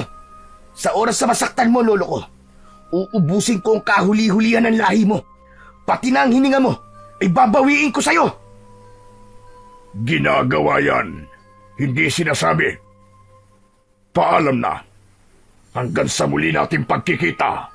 Panday. Sa pag-ikot ni Lizardo sa harapan ng pandayan ni Flavio, ay mabilis itong nakaalis. Para bang may itim na usok na naiwan sa lugar kung saan ito nanggaling. Isang malalim na buntong hininga ang pinakawala ni Flavio habang nangihinang napaupo sa bangko. Mabilis siyang tumayo at tumakbo papunta sa kakawyan. Tinahak niya ang daan pauwi sa kanilang bahay para makasigurado kung totoo nga ba ang sinabi ni Lizardo. Pagkarating niya sa kanyang tirahan, tumambad sa kanyang paningin ang mga nagkalat na gamit sa lupa. Siraan dingding na gawa sa sawali. Halatang nanlaban pa ang kanyang lolo sa mga alagad ni Lizardo na kumuha sa mga ito. Magulo ang kanyang isip na napakuyom ang kanyang kamao habang ang kabilang kamay ay mahigpit na hawak ang maso. Pagbabayaran niyang ginawa niya sa nanay ko, pati na ang pagkuha sa kaibigan at lolo ko. Humanda ka. Ngayon pa lang ay hahanapin kita, Lizardo. Tutugisin kita at pipinuhin kita hanggang sa mamatay ka. Umalingaw-ngaw ang malakas na boses ni Flavio sa harapan ng kanilang bahay. Kaya lang ay naramdaman niya na parang may mga matang nakamasid sa kanya. Sa kanyang paglingon sa paligid ay tila nahagip ng kanyang mga mata ang biglang pagtago ng isang tao sa likod ng puno. Pero nang lapitan niya yon upang tignan, ay biglang nawala ang anino na nakita niya kanina at nasundan na lamang niya kung saan nagpunta ang taong nakita niya. Hindi na siya nagdalawang isip. Mabilis siyang tumakbo papunta sa kakawyan at tinahak ang daan papunta sa kinaroroonan ng kuweba. Galit na galit si Flavio nang tahakin niya ang daan papunta sa tagpuan nila ni Lizardo. Ngunit bigla siyang hinarangan ng mga lalaking merong mga dala na espada. Gulat na gulat siya dahil lahat ng mga lalaking nakaharang sa kanyang daan ay may hawak na espada. Yun ang mga espadang nawala sa kanilang pandayan. Kung ganun, kayo pala ang magnanakaw ng aking mga espada. Balak niyo pang igisa ako sa sarili kong mantika, ha? Lintik lang ang walang ganti.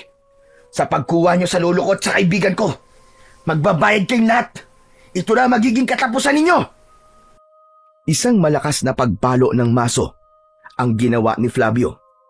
Tumama yon sa katawan ng lahat ng mga lalaking sumugod sa kanyang kinaroroonan. Isang mabilis na pag-ikot sa ere ang ginawa niya at paikot na ipinalo sa katawan ng mga ito ang maso. Halos magkakasabay na bumagsak ang mga kalaban sa lupa. Habang namimilipit sa labis na sakit, Hindi pa nasiyahan si Flavio. Pinaghahampas niya ng maso ang mga nakahigan lalaki at pinatay niya sa pamamagitan ng pagpukpok sa ulo ng mga ito. Tumalsik at dumikit sa kanyang muka ang dugo ng mga alagad ni Lizardo.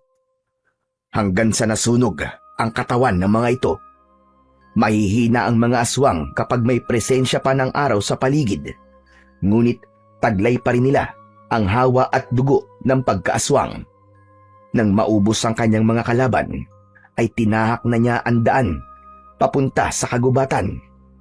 Ilang beses na sinubukan ng mga alagad ni Lizardo na pigilan siyang makarating sa kinaroroonan ng kuweba. At sa hindi inaasahang pangyayari, ay hindi niya napansin ang pagbagsak ng malaking puno sa kanyang katawan. Tumama yun sa kanyang balikat. Naramdaman niya ang pag-agos ng mainit na likido mula sa sugat niya sa balikat. Agad na nagdilim ang kanyang paningin at ang huli niyang narinig ay ang paghalakhak ng tawa ng boses ni Teresa. Hindi niya akalain na si Teresa pala ang babaeng bumuhay sa natutulog na si Lizardo. Nagising ang natutulog na diwa ni Flavio sa malakas na pagsigaw ni Lolo Usok habang ginigising siya nito gamit ang paa. Flavio! Flavio, gumising ka! Gumising ka, apo! Imulat mo ang mga mata mo! Lumaban ka! Iniiling-iling ni Flavio ang kanyang ulo para mawala ang nararamdaman niyang hilo. Nang magmulat siya ng mga mata, ay tumambad sa kanyang paningin ang nakagapos na matanda at ang kaibigan niyang si Paeng. Nasa loob sila ng malaking kuweba na maraming aswang na taong paniki ang nakabitin sa kisame ng kuweba. Lahat ay nagbabantay sa kanila sa harap ng nagliliyab na apoy. Napansin ni Flavio na nasa gitna ng nagbabagang apoy ang kanyang maso. Tila gustong tunawin ni Lizardo ang kanyang sandata. Nakita niyang nakatayo si Teresa. Maitim ang palibot ng mga mata nito na parabang wala na sa sarili. Habang si Lizardo naman ay nakaupo sa batong upuan at hawak ang isang baso na may laman na sariwan dugo. Nagpumiglas siya sa pagkakagapos ng tali sa kanyang mga kamay. Ngunit nanghihina na ang kanyang katawan dahil sa sugat mula sa kanyang balikat. Ang ganda naman pagmasdan ng mga biyag ko. Sa wakas, makakaganti na rin ako sa ginawa ng tatay mo sa akin. Isa ka palang mahina at walang silbing nilalang. Kapag hindi hawak ang iyong maso, hindi ako makapaniwala na isang binatang mahina ang sinasabing tatalo raw sa akin. Pakawalan mo ko rito, hayop ka! Hindi ko hahayaan na magtagumpay ka sa mga binabalak mo. At hindi ako mahina, gaya ng sinasabi mo. Kaya wala akong panahon para makipag-usap sa'yo. Pakawalan mo ko rito nang makita mong hinahanap mo! Nakangising tumayo si Lizardo. Pagkatapos ay lumapit kay Flavio. Hinawakan nito ng mahigpit ang kanyang leeg. Saka parang hinihigop ang kanyang lakas nang maglapit ang kanilang muka. Nagulat si Flavio sa paglapit ni Teresa. Hinila nito ang kamay ni Lizardo at sinabi na wala raw sa kanilang usapan na sasaktan si Flavio. Nagalit si Lizardo. Si Teresa ang sinakal nito sa leeg. Pagmasdan mo, Panday, kung paano kung papatayin ang babaeng ito. At pagkatapos ay kakainin ko mismo sa harapan mo ang matandang pinakamamahal mo. Pakawalan mo ko rito, hayop ka! At huwag ka naman damay ng ibang tao! Ako kailangan mo, di ba? Kaya ako labanan mo! Pakawalan mo ako! Buhay ng matanda ang kapalit dahil hindi mo dinala ang ulo ng tatay mong si Elias. Alam mo bang buhay pa siya at lihim lamang na nagbabantay sa inyo? Dahil ang buong akala niya ay hindi ko matutuntun ng anak niya sa oras na muli akong magising. Kaya lang, talagang nasa dugo na ninyo ang pagiging pantay. Kaya nahanap kita nang walang kahirap-hirap. Anong ibig mo sabihin? Sinadya ng tatay mo na layuan ka para hindi kita mahanap. Kaya lang, nabigo siya dahil nakita rin kita. Kasabay ng malakas na pagtawa ni Lizardo ang pagbabagong anyo nito. Lumaki ang katawan at dumi pa ang braso na tinubuan ng lamad sa balat at naging pakpak. Humaba ang pangil nito sa bibig at umalingasaw ang mabaho nitong amoy. Nagbago ng tuluyan ang anyo nito. Isang mabangis at nakakatakot na anyo ng isang aswang na taong paniki. Habang ansakal pa rin ito ay si Teresa na unti-unti nang natutuyo ang katawan. Wala nang nagawa si Flavio nang bumagsak sa sahig ng kuweba ang wala ng buhay na si Teresa. Hayop ka! Napakademonyo mo! Magbabayad ka sa ginawa mo kay Teresa! Wala na siyang silbi sa akin. Nakuha ko na gusto ko. Gusto mo bang ipakita ko sa inyo kung gaano ako kasama?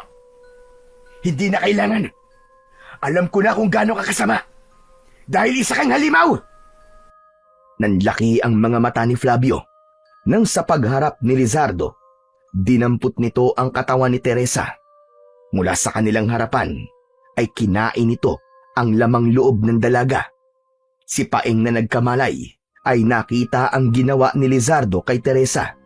Nagwala ito dahil sa labis na galit. Hayop ka! Papatayin kita! Anong ginawa mo kay Teresa? Nilapitan ni Lizardo si Paeng. Sa kasinipa nito ang tiyan ni Paeng. Namimilipit sa sakit ang kanyang kaibigan habang umiiyak dahil sa ginawa ni Lizardo kay Teresa. Dala ng matinding galit ay nagwala si Flavio. Hindi niya maipaliwanag ang naramdamang malakas na enerhiyang gumapang sa kanyang katawan. Nagawa niyang masira ang lubid na nakagapos sa kanyang mga kamay, kasabay ng kanyang pagsugod sa nakatayong si Lizardo.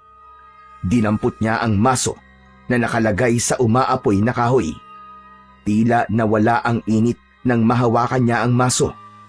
Nagulat si Lizardo sa bilis ng pangyayari, kaya hindi ito agad nakagalaw sa kinakatayuan. Habang hawak ni Flavio ang maso, bumalot ang liwanag sa kanyang buong pagkatao, kasabay ng pagpalo niya ng maso sa sahig ng kuweba. Yumanig ang yungib, nasaktan ang pandinig ng mga aswang na mukhang paniki na nasa loob ng kuweba. Ngunit nabigla si Flavio sa pagdating ng isang lalaking nakadamit ng kulay itim. Yun ang lalaking nakita niya sa kakahuyan. Nakipaglaban ito sa mga aswang na taong paniki, gamit ang matalas nitong itak.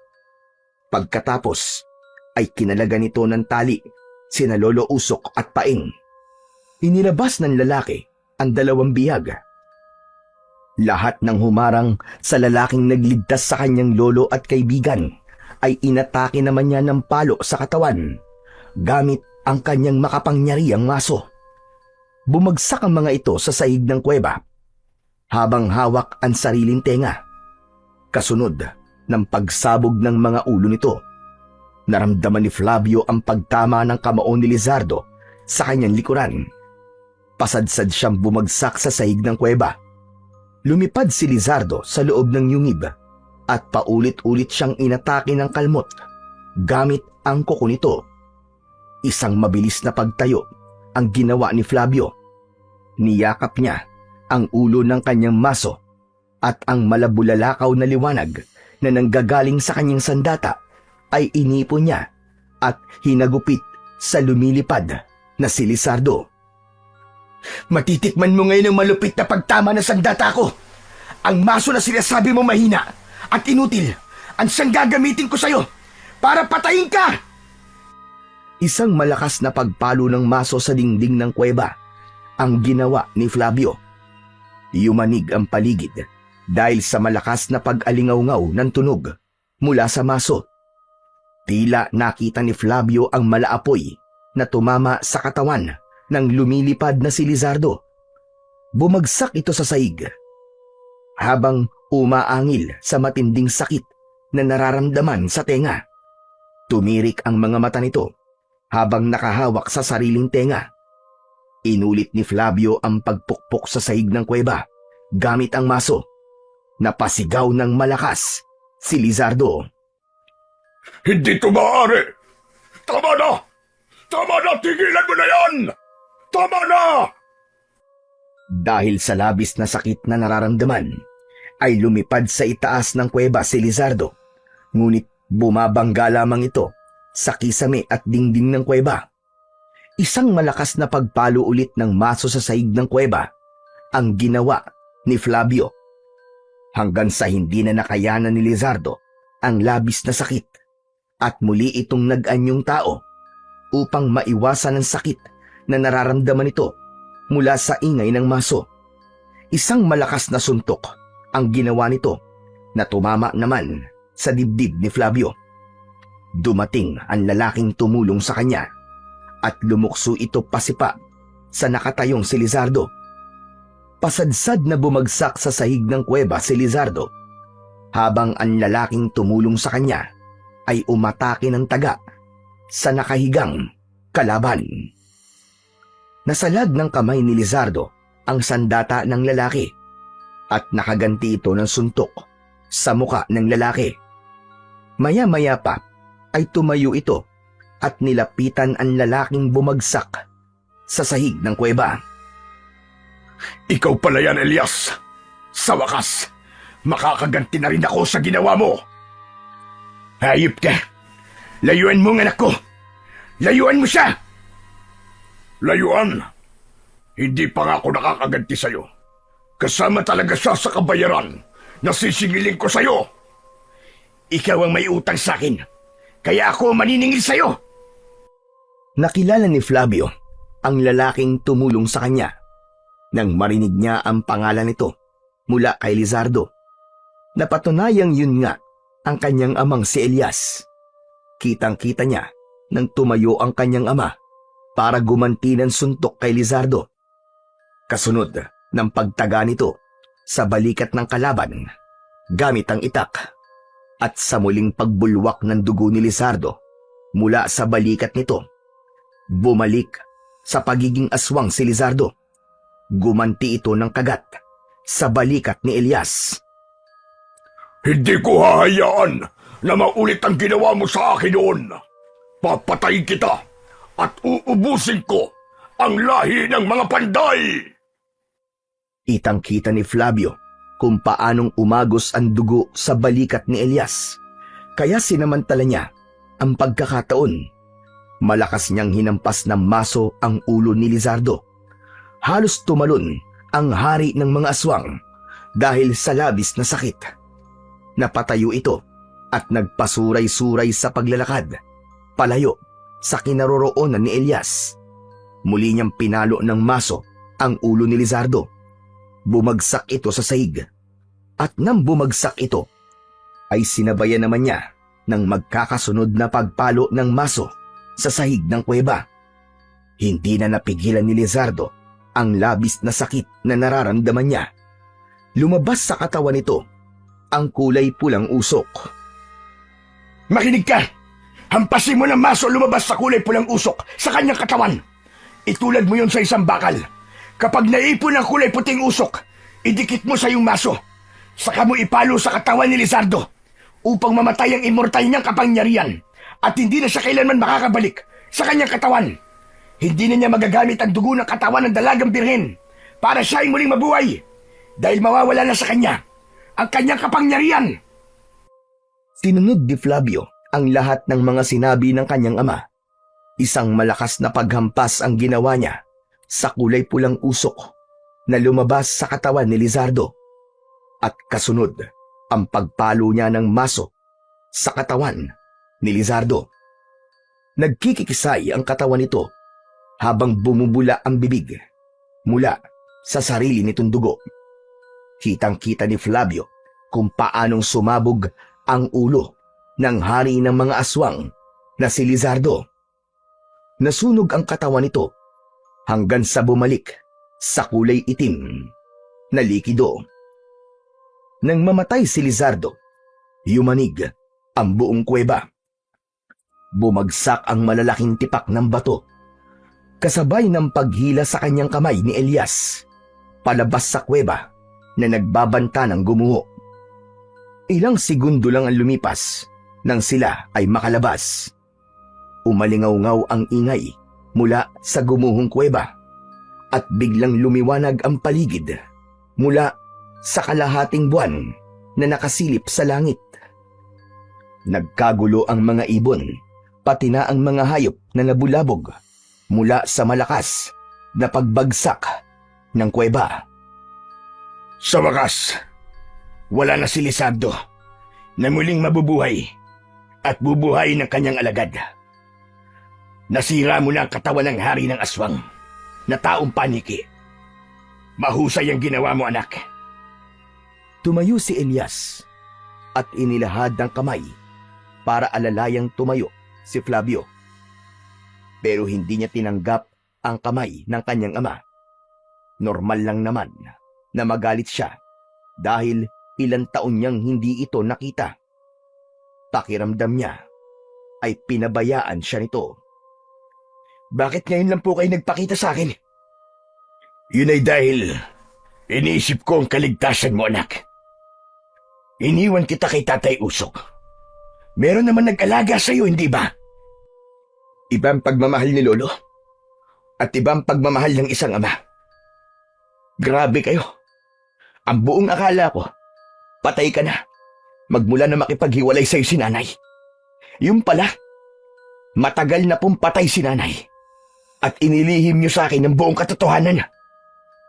Dahil yun ang naisip namin paraan ni Lucana para iligtas kayo ng kakambal mo. Sa narinig na yun, mas lalong lumaglag ang panga ni Flavio. Hindi siya makapaniwala na meron pala siyang kakambal. Ano sabi niyo? Kakambal? Teka, anong ibig niyo sabihin?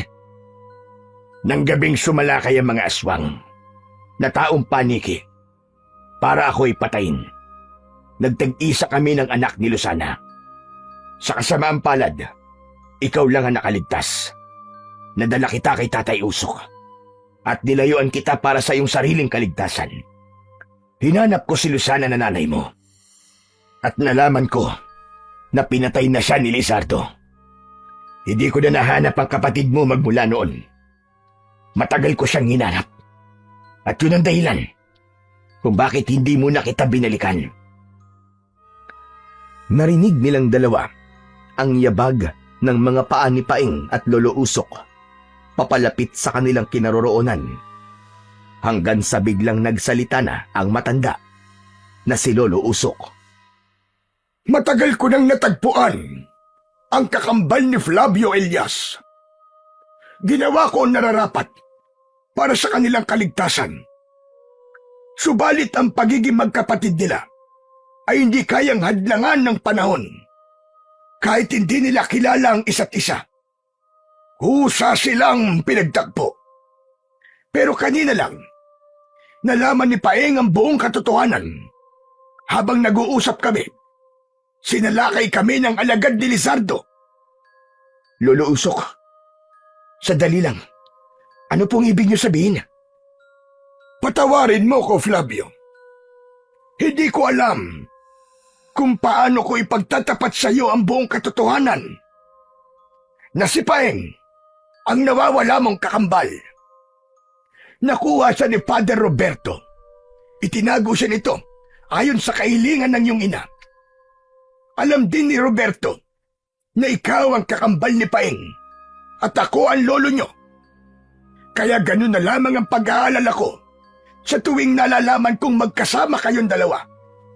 Hindi ko akalain na maaamoy pa rin ni Lizardo ang pagiging dugo niyong panday.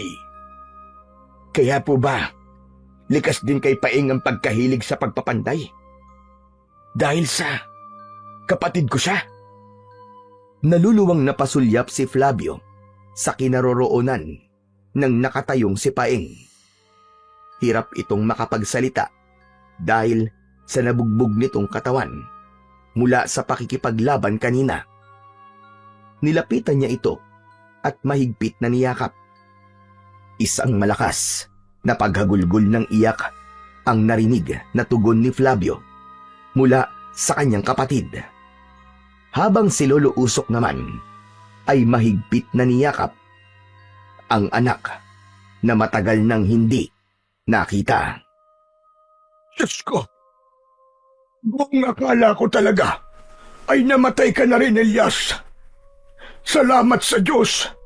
Ligtas ka at walang nangyaring masama sa iyo, anak.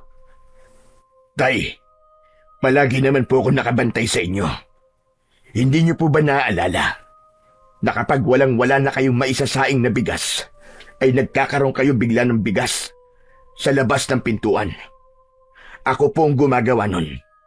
Pero kailangan ko pang gawin na patago para lamang hindi masaktan ng mga anak ko. Pero magkaganon man, ay nahanap pa rin nila kayo. Lumapit ang magkaibigan na ngayon ay magkambal sa kanilang ama na umiiyak sa labis na kaligayahan. Yumakap ang dalawa sa kanilang ama at naintindihan kung gaano kahirap sa isang ama ang sakripisyong ginawa nito para lamang mabuhay silang magkapatid. Ang akala ko, wala na talaga akong pamilya, Tay. Alam nyo, madalas po kitang nakikitang nakabantay sa akin at kinakala ko po na kayo ay isang aswang na nagpapanggap lamang na tao. Pero na maabutan kita, nakausap si Tatay Roberto at narinig ko ang mga pinag-uusapan nyo. Nalaman ko po ang buong katotohanan tungkol sa pagkatao ko. Hindi po ako makapaniwala, kaya mas pinili ko pong tanungin si Lolo Usok. Kaya lamang biglang dumating si Teresa, kasama ang mga alagad ni Lizardo, at dinukot kami. Huwag na nating balikan ang nakaraan. Ang mahalaga ay ang kasalukuyan, Kambal. Wala namang gugulo sa buhay natin at magkakasama na ulit tayo ng tahimik. Tama si Flavio. Huwag na nating isipin ang nakalipas na dahil nangyari na ang lahat ng yon. Ang mahalaga, magkakasama tayo na haharap sa panibagong bukas. Napuno ng emosyon ang kanilang dibdib dahil sa pagtanggap nila sa isa't isa. Pagkatapos ay nagpasya na silang umalis sa lugar na yon.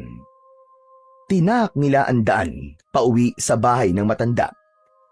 Pagkalipas ng ilang minuto ay narating nila ang bahay ni Lolo Usok. Sakto rin ang pagtilaok ng mga manok, indikasyon na malapit ng mag-umaga. Masaya na nagtulong-tulong ang apat sa pag-aayos ng nasira nilang tirahan. Pagkalipas ng isang oras na pag-aayos ng kanilang bahay, ginamot ni Lolo Usok si Paeng dahil sa mga pasa at sugat nito sa katawan. Pagsapit ng umaga, ay sama-sama silang nag-almusal sa hapagkainan. Habang masayang nagkwekwentuhan, lumipas ang mga araw na sila ay masasayang magkakasama. Kinalimutan ng nakaraan at nagsimula ng panibagong buhay. Ngunit ang pagiging panday ni na Flavio, Paeng at Elias ay ipinagpatuloy ng mag-aama. Kaya naman, sumikat silang tatlo sa husay nila sa paggawa ng iba't ibang klaseng sandata, habang ang gintong maso na gawa sa bulalakaw ang madalas na ginagamit ni Flavio sa pagpapanday niya ng mga itak. Ang buhay ng tao ay puno ng karanasan. May saya, lungkot, at may mahirap na hindi madaling kalimutan. Sa bawat paglalakbay, dala natin ang bigat ng nakaraan. Subalit, kung patuloy tayong nakakulong sa mga alaala ng sakit at pagkakamali, hindi natin matututunan kung paano magpatuloy sa buhay. Ang paglimot sa nakaraan ay hindi nangangahulugang burahin ito. Sa halip, ito ay pagtanggap sa tapos na at wala na tayong magagawa upang baguhin pa. Dahil kahit immortal o tao pa, kailanman ay hindi na mababago ang nakatakda. Walang ibang mananaig kundi ang kabutihan, at kailanman ang kasamaan ay hindi mangingibabaw. Palaging may katapat na parusa ang sinuman na magkakasala sa ating dakilang lumikha.